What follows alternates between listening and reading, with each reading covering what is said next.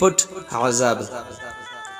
یو شاګرد چې خپل استاد ته یې وویل موږ د الله تعالی څومره ډېره نافرماني کوو خو هغه الله تعالی موږ ته عذاب نه راکوي. استاد یې ورته وویل الله تعالی څومره ډېر عذاب درکړی خو ته پرې نه پوهېږې. آیا د لمانځه او مناجات خوند یې در څخه نه دی اخیستی؟ آیا زړه یې درته نه دی سخت کړی؟ د دې نه غټ عذاب او مصیبت چیرته دی؟ تر ټولو غټ عذاب چې تا ته یې درکړی هغه دا دی چې د خیر د کارونو کولو توفیق یې در څخه اخیستی. ورځې، اونۍ او میاشتې در باندې تېرېږي او ته د قرآن کریم تلاوت نه کوې. آیا دا عذاب نه دی؟ احتمال لري چې د الله پاک دا قول به دې هم اورېدلی وي چې الله تعالی فرمایي بسم الله الرحمن الرحیم.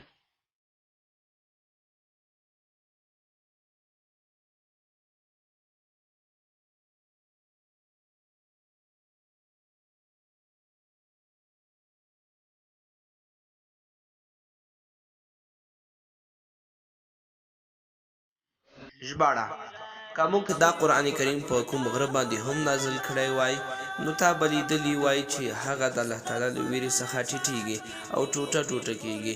دغه مثالونه موږ خلکو ته د دې لپاره بیانوو چې په خپل حالت باندې غور وکړي.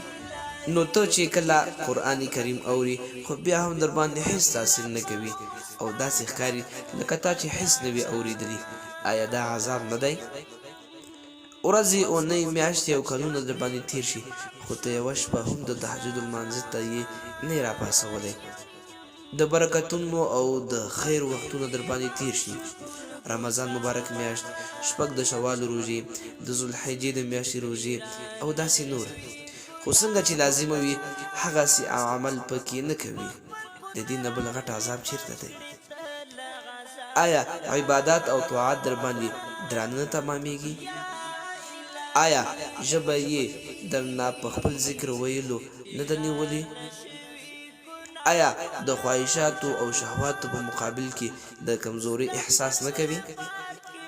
آیا د مال او د قدرت او د شهرت مینه دې په زړه کې نه ده ننوتې؟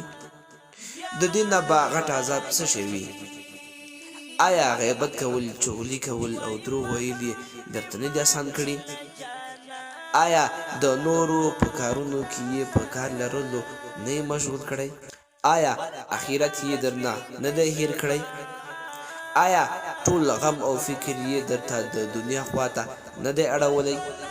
دا ټول د الله پاک د عذاب شکلونه دي. ای مسلمان وروره، په دې ځان پوه کړه چې د الله پاک په عذابونو کې آسان عذاب د ښکاره عذاب وي لکه په مال، اولاد او صحت، او تر ټولو غټ عذاب دا پټ عذاب وي چې په زړونو کې وي او د زړونو د ګمراه کولو او بېلارې کولو عذاب وي. نو په دې خاطر پټ عذاب ډیر خطرناک دی، ځان ترې وساتئ.